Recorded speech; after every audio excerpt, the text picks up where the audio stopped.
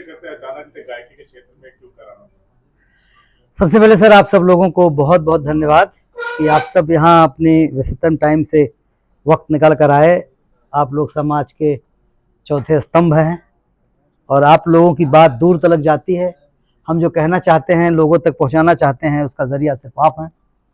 तो सर देखिए हम कलाकार हैं और कलाकार और मूर्ख तो पैदा होते हैं, इनका निर्माण होता नहीं है, ये पैदा ही होते हैं।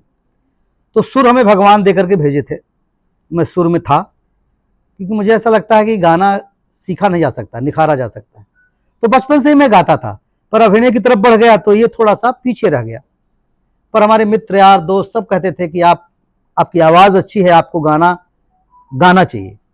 तो इस दौरान मैंने थोड़ी हरिहरपुर घराने से, उदय शंकर जी महाराज से, मिश्रा जी से थोड़ा सीखना शुरू किया था। कुछ एल्बम की प्लानिंग में था। तो एक दिन स्टूडियो में मेरी मुलाकात गौरव से और मिथिलेश जी से हो गई। तो उन्होंने बताया कि हमारा अपना म्यूजिक कंपनी है भैया, हम चाहते हैं कि गाना गाइए। तो इन्होंने मुझसे 2 गाने गवाए और ये गाना इतना अच्छा बन पड़ा, लोगों ने तारीफ किया और फिर उसका वीडियो बड़ा बेहतरीन शूट हुआ, शिवम भाई ने किया। तो मुझे लगता है कि एक लाइफ है, एक जीवन है, एक्सपेरिमेंट करना हमें चाहिए और क्या होगा अंजाम इसका परवाह नहीं करते हुए खुद के लिए, और अगर हमें अच्छा लगेगा तो मुझे दर्शकों को भी अच्छा लगेगा। और दर्शकों से कहूँगा कि एक भरोसा आप देखिए, आप सुनिए, शायद आपको मेरी आवाज़ भी अच्छी लगे जैसे आपका मेरा अभिनय आप लोगों को अच्छा लग रहा है। मनोज जी, आप बेहद संजीदा अभिनेता हैं और लोग आपकी तारीफ करते हैं। जी सर। गायकी कहा जाता है कि भोजपुरी जो इंडस्ट्री है उसमें बिना अश्लीलता के काम नहीं चलता। तो आपने अपने उस चरित्र को किस तरह से ढाला है इसमें, ताकि जो आरोप लगते रहते हैं भोजपुरी गानों पे? सर देखिए, आरोप लगता है तो उसमें कोई ना कोई सच्चाई तो होगी, ऐसे ही झूठे तो आरोप लगता नहीं है। मैंने अभिनय में भी कोशिश किया कि मैं फुहड़ता की तरफ न जाऊं। हमारी 400 फिल्मों में हो सकता है 2-3 फिल्मों में कुछ 1-2 डायलॉग ऐसे हो गए हों जहां शुरुआती बुनियादी समय में हम प्रोड्यूसर को नहीं बोल पाते हों, लेकिन हम इसका ख्याल रखते हैं कि हमारा डायलॉग गड़बड़ ना हो, हम डबल मीनिंग ना बोलें। उसी तरह से गायकी में भी सर हमने जब शुरुआत की, आप गाना देखेंगे, आप वीडियो देखेंगे, बेहद साफ सुथरा एक रोमांटिक गाना है जिसमें आपको रोमांस तो दिखेगा, वासना नहीं दिखेगी, ये मेरा दावा है। नजरिया मिलल बा निहर बेकरी, नजरिया मिलल बा निहर बेकरी, जहां नीक लागी ठहर बेकरी, नजरिया मिलल बा निहर बेकरी, जहां नीक लागी ठहर बेकरी। मनोज जी, आप भोजपुरी फिल्मों में आजमगढ़ का झंडा, आजमगढ़ का परचम बुलंद करते रहते हैं और भोजपुरी का परचम पूरे विश्व में लहराते रहते हैं जी। आजमगढ़ के युवाओं में कितना पोटेंशियल दिखते हैं? आपके बगल में गौरव पंडित बैठे हैं, जी। कितना पोटेंशियल है ताकि आज की यूथ भी जो फिल्म इंडस्ट्री में काम करना चाहते हैं, तो आप लोगों की तरफ से क्या कुछ किया जाता है, कितना सहयोग किया जाता है युवाओं को आगे बढ़ने में? देखिए सर, पोटेंशियल तो हर जगह है और गांव क्षेत्र में ही है। जितनी बड़ी प्रतिभाएं निकली हैं वो ऐसे ही निकली हैं, धूल मिट्टी से निकली। धूल मिट्टी से ही ईंटा बनता है, वही धूल मिट्टी जो है बड़ी इमारत बनती है। ईंट बनी हुई ईंट जो है वो धूल मिट्टी का ही अंश होता है।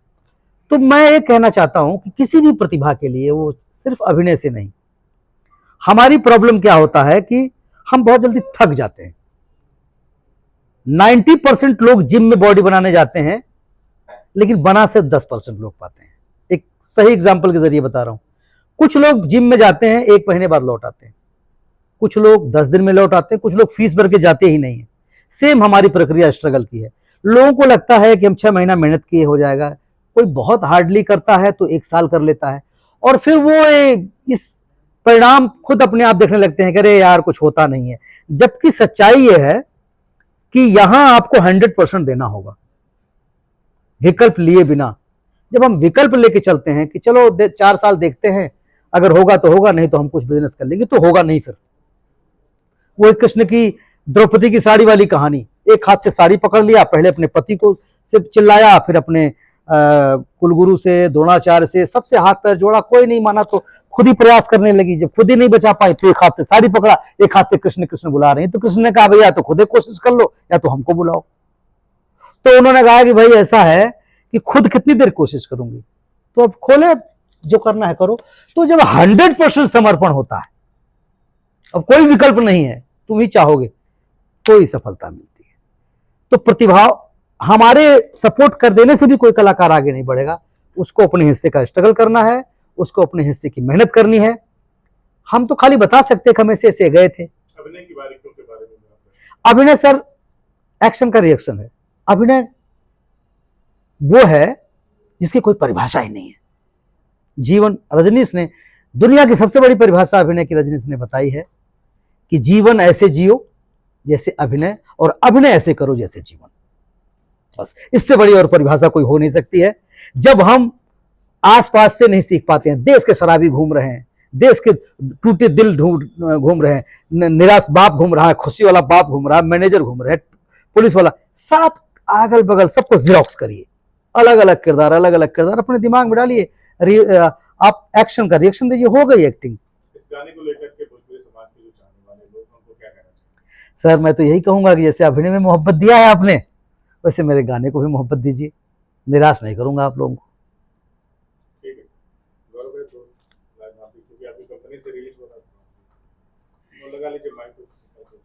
हाँ। आपकी कंपनी से एक एल्बम का गाना रिलीज हो रहा है, नजरिया निहर पे गली। किस तरह का गाना है और इसमें क्या बोल रहे हो? फिल्म के बेहद शानदार अभिनेता ने आगे? गाना गाया है, तो क्या कहना है? जी, सबसे पहले तो आप सभी को मेरा सादर नमस्कार। मेरे भाई अंशु भाई, उनके चैनल से ये गाना है VIP म्यूजिक से, और गाना बहुत अच्छा है। मुझे ऐसा लगता है कि मैंने पहली बार इसमें हीरो जैसा किरदार किया है। अभी तक आप लोगों ने मुझे निगेटिव किरदार में देखते रहे हैं, मेरे रील्स भी अक्सर करके निगेटिव टाइप की ही होती है। तो मैं काफ़ी उत्साहित हूँ, और मैंने गाना को देखा भी तो मुझे लगा कि बहुत शानदार गाना है, और ये कुछ नया होने वाला है मार्केट में। जो भैया। आपने इसमें काम किया है उस काम के आधार पर आपको कितना भरोसा है ये नए रूप में, नए अवतार में जनता कितना पसंद करेगी? बिल्कुल, ये हिट होने वाला है। और सबसे बड़ी बात ये है कि जैसे अभी तो कहीं ना कहीं मेरा स्ट्रगल चल रहा है, तो उस स्ट्रगल में मेरे बड़े भाई मनोज भैया ने मेरा साथ दिया, और इन्होंने गाने को गाया, बहुत शानदार गाना गाया। मेरा परिचय तो बहुत पुराना रहा है भैया से, लेकिन ऐसे ही हम लोग मुलाकात हुई, स्टूडियो में बैठे थे, गाने में गजल गा रहे थे भैया, उस टाइम रियाज टाइप का कर रहे थे, तो मुझे आइडिया नहीं था। तो हमने ऐसे ही प्रस्ताव रखा कि भैया अभी तक तो हम लोग साथ में अभिनय वगैरह किए, तो अब थोड़ा गाना में भी रुचि रखिए। तो भैया ने कहा कि चलो ठीक है। और बिल्कुल ग्राउंड लेवल पे, बिल्कुल मुझे यकीन भी नहीं हो रहा था कि भैया इतना सहयोग करने के लिए उतावले हैं। इन्होंने कहा गाना तैयार करो और तैयारियां शुरू करो।